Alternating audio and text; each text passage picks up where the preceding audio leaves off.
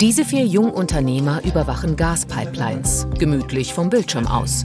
In der Energiebranche ist das keine Selbstverständlichkeit, denn normalerweise betreiben Versorger einen großen Aufwand, um ihre Gasnetze auf mögliche Gefahren hin zu untersuchen. Aktuell wird das mit Helikoptern gelöst, dass eben einmal monatlich im Durchschnitt eben die Helikopter die kompletten Netze abfliegen. Das ist natürlich nicht optimal im Sinne der Digitalisierung, der Effizienz, da wir eben hohe CO2-Ausstöße auch haben. Und wir haben uns halt gedacht, das muss man irgendwie smarter lösen können. Das Start-up namens Supervision Earth hat eine Software entwickelt, die auf Satellitenbildern Gefahren für Pipelines automatisch erkennen kann. Zum Beispiel Baustellen, die in der Nähe sind. Seit Gründung 2018 betreut die Firma aus Darmstadt schon gut ein Dutzend Pilotprojekte. Der Weg dorthin war steinig. Wer will schon in die risikoreiche Raumfahrtbranche investieren? Der nächste Online-Shop für Essen, der nächste Gorillas, da wird extrem viel Geld reingesteckt, weil das sind Märkte, die kennt man. Da kann man das Risiko sehr gut einschätzen, weil man viele Erfahrungswerte hat. Im New Space-Markt sieht das anders aus. Es ist auf jeden Fall schwieriger für uns, glaubhaft darlegen zu können, dass es sich lohnt, in uns zu investieren und dass das Risiko eben auch angemessen ist. Auf den ersten Blick hat sich die deutsche Raumfahrtindustrie in den vergangenen Jahren kaum verändert. Lag der Gesamtumsatz 2018 noch bei 2,9 Milliarden Euro, ging er in den vergangenen Jahren eher zurück, zuletzt auf 2,4 Milliarden Euro.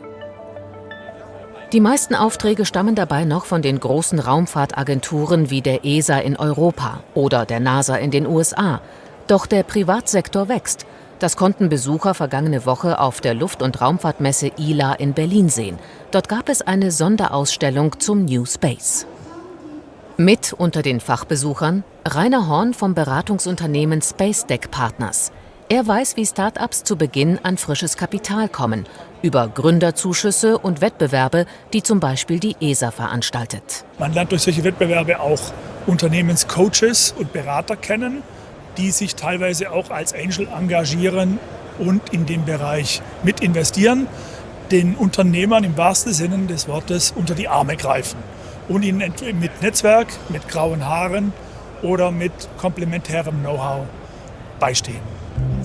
Wegen der vielen Anwendungsmöglichkeiten, besonders dank neuer Satellitentechnik, wurden private Investoren in den vergangenen Jahren mutiger. 2019 lag das Finanzierungsvolumen in Deutschland bei 169 Millionen Euro. Im vergangenen Jahr ein Sprung auf 399 Millionen Euro, plus 136%. Wir sind momentan noch auf einem sehr, sehr hohen Niveau. Wir sollten aber davon ausgehen, dass es wahrscheinlich nicht exakt auf dem Niveau verharren kann, sondern leicht zurückgehen wird in den nächsten Wochen und Monaten.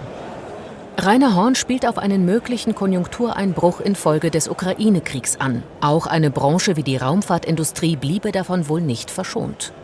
10, 9, 8, 7. Gut, dass diese junge Riege vom Startup Spin ihren ersten großen Schritt schon gemacht hat. 1, 0. Ignition and liftoff. Ende Mai ist eine Falcon 9-Rakete mit ihrem Produkt an Bord von Cape Canaveral ausgestartet, um dann Satelliten in den Orbit zu katapultieren. Die kleine Firma sitzt ebenfalls in Darmstadt. Es gibt aber auch noch ein Büro in Luxemburg und in den USA. Das Besondere, das die Firma entwickelt hat, ist ein Spezialadapter, der die verschiedenen Geräte und Systeme in einem Satelliten miteinander verbindet. Eine Art Plug-and-Play-Lösung, komprimiert in einem kleinen grauen Kasten. Was wir hier entwickelt haben, ist ähnlich wie ein Reisestecker, den man für verschiedene Länder nutzt. Also ein Universaladapter, weil manche Länder ja unterschiedliche Steckdosen haben. Mit dem Adapter kannst du dann jedes Gerät anschließen. Das gleiche Prinzip gibt es für Satelliten. Unser Adapter hilft, die Daten von einem System auf das andere zu übertragen. Damit sollen die Kunden ihre Satelliten so einfach zusammensetzen können, als sei es ein Lego-Baukasten.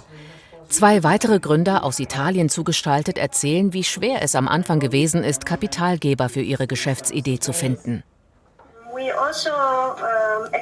Wir haben versucht, bei einer Bank einen Kredit zu bekommen, aber solche Raumfahrtprodukte haben lange Entwicklungszeiten. Es dauert, bis Investoren ihr Kapital zurückbekommen. Deshalb finanzieren Banken solche Projekte nicht.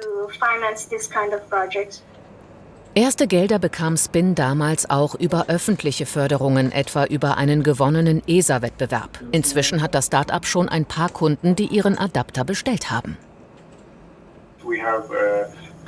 Wir haben Aufträge von Kunden, von Raumfahrtagenturen, die uns wahrscheinlich ein paar Jahre über Wasser halten. Aber wir starten bald eine Finanzierungsrunde, weil wir uns vergrößern wollen. Vor der Hürde, mehr private Investoren ins Boot zu bekommen, steht bald auch Supervision Earth. Für Ende dieses Jahres ist die erste Finanzierungsrunde geplant. Das Ziel: eine 7-stellige Summe.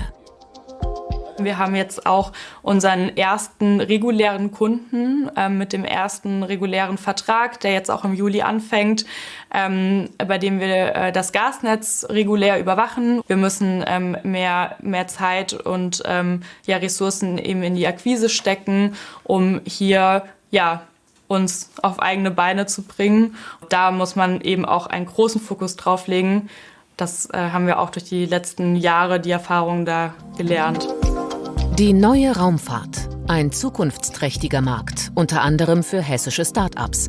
Allerdings ist es noch ein weiter Weg, bis der Satellitenboom auch für volle Auftragsbücher und satte Gewinne sorgt.